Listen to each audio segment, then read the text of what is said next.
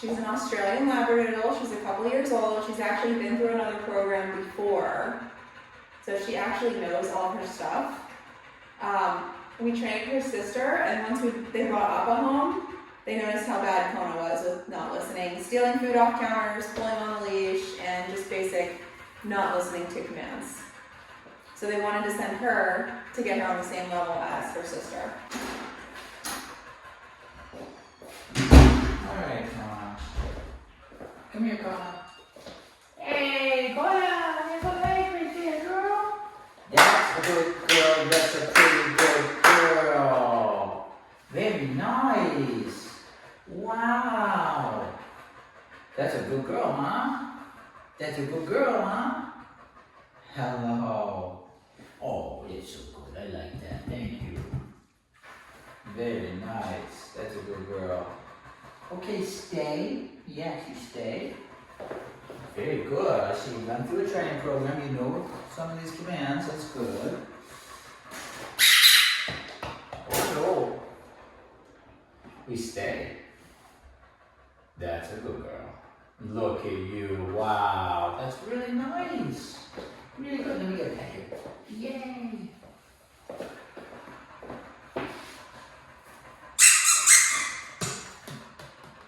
There you are. Wow, that's really good and very nice. Very good.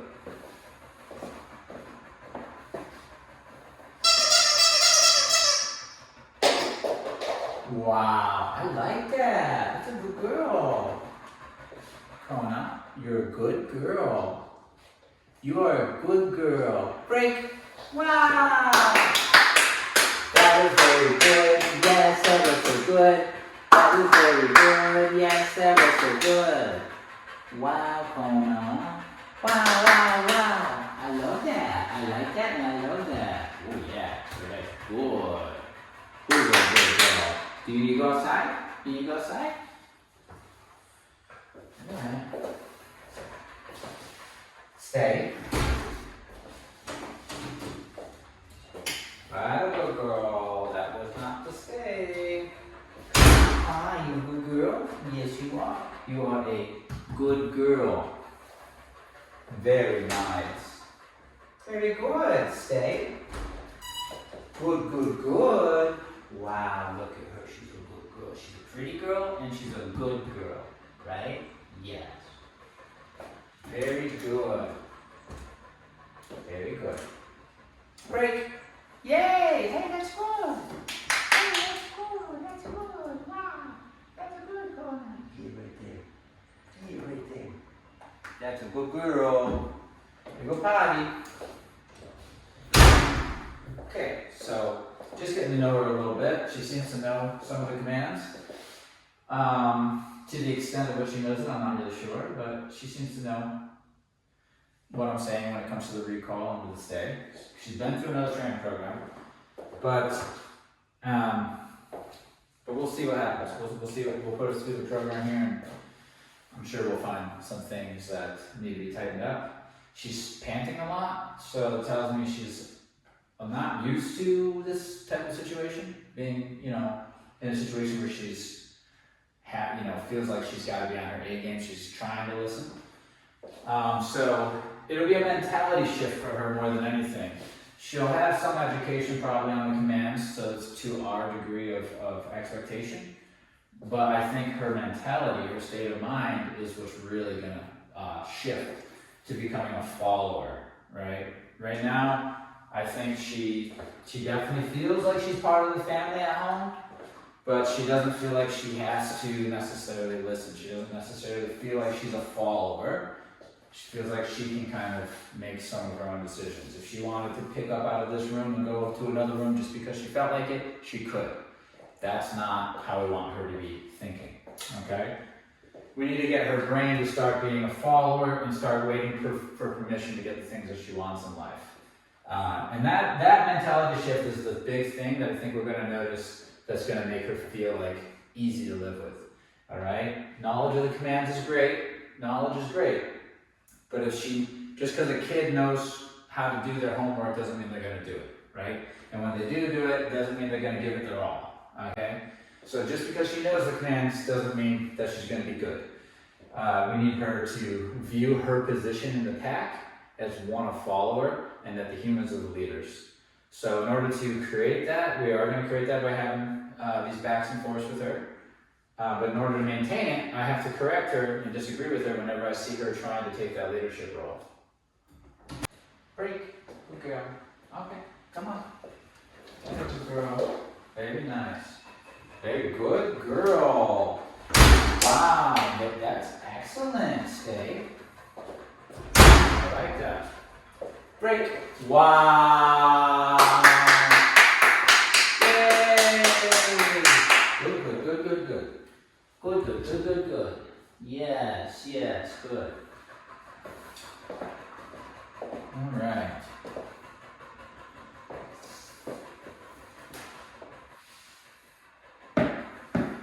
That's a look at you being a good girl. Wow. Wow.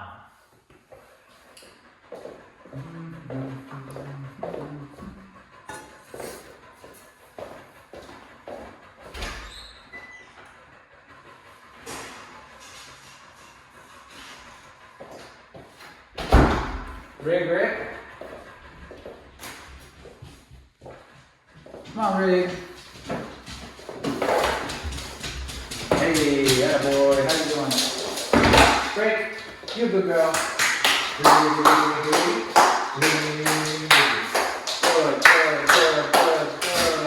good boy.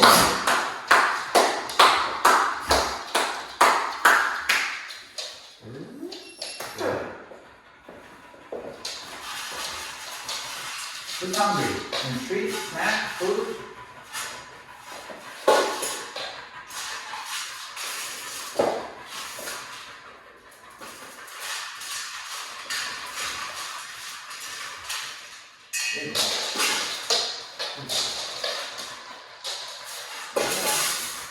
Break. Good girl. Break. Oh, good girl. Very nice. Very good girl. Good girl, look at you. Okay, another one over here. Girl. Okay. So, just some basic things, mentality-wise, for us to think when we're living with her in the future. Good girl. That's with all this complaints of what they're doing at home, counter surfing, being difficult when it comes to listening, all that stuff is just it's relationship issues, if you will. So her relationship to the pack and her relationship to the home is one where she feels entitled to pick herself up, frolic around, check things out, right? If she can do that, then she's gonna feel like maybe the house is hers to a degree. And so she will, and she'll go sniff around, she'll go look around, and if she smells something on the counter, she's gonna jump up on that counter, right? So one of the things that I do with my personal dogs and the dogs that come through here is we have some underlying rules, right? Commands aside. The commands are great, we understand how to use those, they're practical. We can put her on place, she can stay there, she's then not getting in trouble, she's not going and getting up on the counters. That's all great, and we can use that. But also, the in-between the commands is important. My dogs and the dogs that I train understand that they're not allowed to just pick up out of a room and just go check out something in another room without permission, right? They're not allowed to go through a threshold, they're not allowed to go up to resources and claim them as their own. So what they realize is they have to wait until they're told that they can have freedom. They're like, okay, you can go and wander around. If I haven't told you so and I catch you wandering around, then you're in trouble. Riggins understands this, that's why I was able to call him from upstairs. He was relaxing upstairs on his place bed, and I've been down here working all morning. He hasn't got up and paced the house. Because if he gets up and paced the house without my permission, he's in trouble, and he understands that. So what does he do? He just waits either in his kennel with the door open or on his place bed until he's called down here. I'll send him back up there. What is he going to do? He's going to go wait. He's going to go lay down. If I catch him pacing the house, which you already like that, well, first of all, they're only looking to get in trouble. They're only going to get in trouble, right? They're either looking for food or going to go to the bathroom in the house or something, right? Something like that. So if I catch him roaming around, he's going to get corrected and he's going to get sent to his bed. After doing that a handful of times, what does he do? He stops roaming around and he ends up relaxing in the bed. But also letting him run around the house at free will is also going to lead to him barking at people or whatever, pulling on the leash, because what it does is it raises them up in the hierarchy. The members of the pack that are highest on the hierarchy are able to have access to the resources. And the resources are just things we want and need. So if I want the couch, that's a pretty high value resource. Roaming around the house is a very high value resource.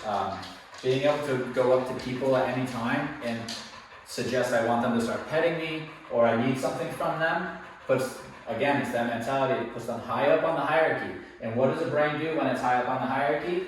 Whatever it wants. Okay? Her being a follower, she's going to think this house is not mine, it's my owner's. This food that across the table is not mine, it's my own. Everything is my leader's until my leader offers it to me. Alright, so as simple as opening up the door and the dog just goes out. That's very simple. I can just open it up, she can go out, it's very nice. Why have her learn to wait at thresholds? It's just a daily reminder. It's practical, but it's also a daily reminder in the hierarchy that you wait for me to tell you when you can go out. It's another hierarchical conversation that we don't want to skip. So, if we allow her to have all these freedoms, we're sending her the message in her brain that, without permission that is, without permission, if she can just go and do these things, she's going to see herself as high up on the hierarchy, which means she's going to feel free and entitled to do the things that she wants to do when she wants to do them. This guy used to do it. He used to roam around the house, used to destroy the property, used to do a bunch of horrific things that Julie would come home and find her house destroyed and whatnot. And now he doesn't. And it wasn't him learning commands that kept him good. It was a shift in the hierarchy that we learned to live with him and speak to him in a way that conveys to him that we're leaders, you're follower, and if you try to mess with that dynamic, that's where the problem lies. Alright? The commands are secondary. I'll correct you for stepping up and trying to lead, and then I'll use a command to tell you what to do instead, but the commands are secondary. What I'm really correcting is you trying to lead. Alright? I'm leading. Okay? So somebody would come to this door right now, knock, knock, knock, and she didn't bark. These are the things that you think would be wrong, is barking and all that, jumping. But let's say she didn't bark, she didn't jump, but she left me and went over to the person that came to the house. Whoever it is, mailman, doesn't matter, the president, it doesn't matter. She then just left me and went up on the resource first. That's a no-no. Of course barking is a no-no, of course jumping and rushing to guests is a no-no, but even simply just getting up and going over and checking it out without my permission is a no-no. Right? That's a problem. That means this dog sees herself high up on the hierarchy where she doesn't have to go through me to get to the resource. Again, yes, these people come to the door are a resource. They're gonna pet you, it's gonna be a good time, it's a party, right? And she, boom, right to it, first access. Leader gets first access. What should happen is, knock, knock, knock, she looks at me and says, what am I supposed to do in this situation? And I can tell her, go lay down, I'll deal with it, right?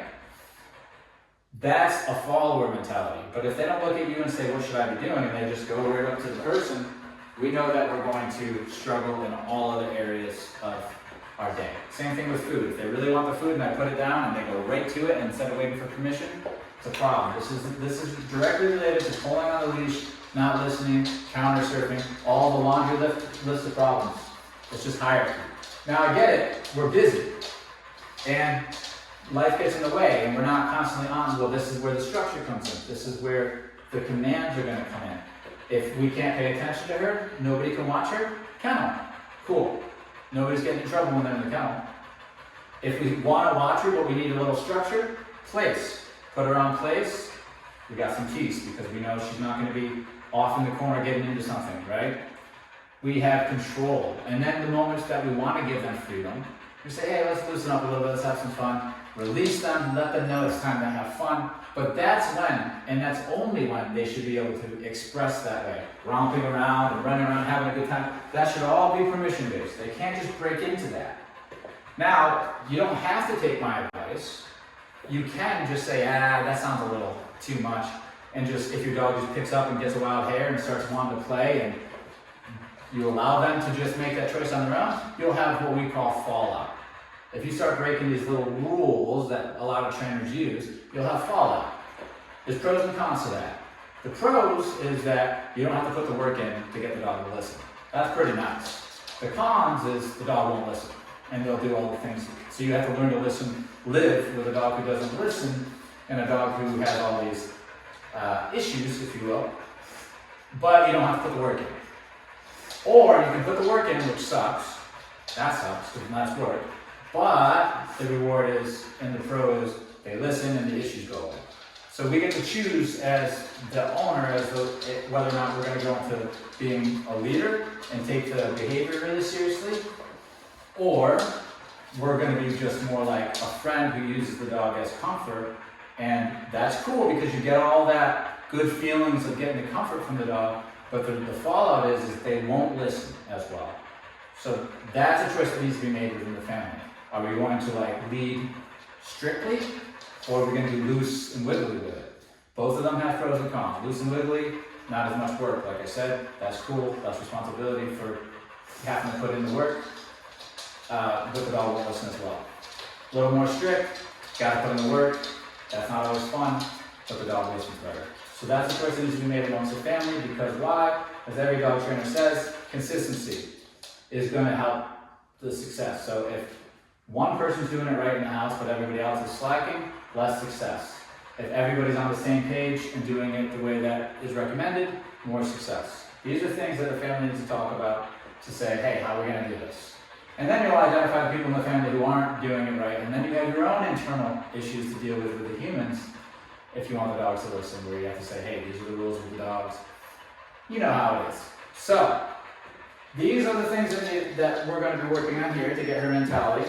She's stressed right now. I noticed this, that she was getting stressed before we even started. This will go away when she's committed and experienced with being a follower. Alright? Well, when I see a dog like this, I'm not necessarily thinking she's super insecure dog necessarily. I think what her issue is right now is she's not used to being in a follower position with and she's not totally committed to being in a follower position. And the stress is like, this is a new situation. I'm not used to this position in the pack. And I'm not fully committed. I'm still looking for ways out of this position because I want a pack where I can be up on the top. So stress, because the hamster wheel's going, the head, lots of thinking. This goes away. This isn't going to last right here. This stress, this panting and all this. Good. However, I do think that at home when they tried it, some training, that there was stress as well, maybe. She went through another program, so I don't know, any of her associations didn't call her. It could already be one of like, hey, I better listen, otherwise I'm going to get corrected, and there's a stress. He's under my influence now, but when I first started working with him, you get the same thing. They're a little bit unsure, like what if I mess up, blah, blah, blah. Not a bad place to be in, it's just you have to build on that to build confidence up in being a follower, okay? Good, good girl. So this isn't how she's going to be operating on a daily basis. She's not going to go. This is just new because there's a big change coming. All right? And she knows it. She's already been through a program, so she's anticipating changes are coming. Things aren't the same, right? There you go. Very good. Good girl. Break. Yeah, they'll go very nice and wait like that. Good girl. Break. Go ahead. Some experiences that she's going to need to make sure she commits to being a follower. And we'll go through that as the training process goes on. I imagine she will smooth out and things will be really nice at home. But it's good to keep in mind that a lot of this is not only the training, which is very good and it holds up very well, but it's also our relationship to our dog. That's important to make sure we're seeing these micro conversations that we're having with our dog that send the mixed message of like, this is a democracy and you're allowed to chime in and you're allowed to make decisions, and that's only going to create an entitled dog. Right? So the way we live with dogs is like, just I lead and you follow. That's kind of how we do it. And that's why we're able to be successful with them and enjoy them. Now, that doesn't mean I can enjoy a dog pretty fully because I'm leading them and I can take them on off-leash hikes and I can do more with them because they listen. But I also have to sacrifice being in that position, some of the comforts that I would get if I was like breaking some of these rules, right? I have to set some of those aside in order to have more control, because that control gives me less stress and allows the dog to have more freedom and ultimately a better life.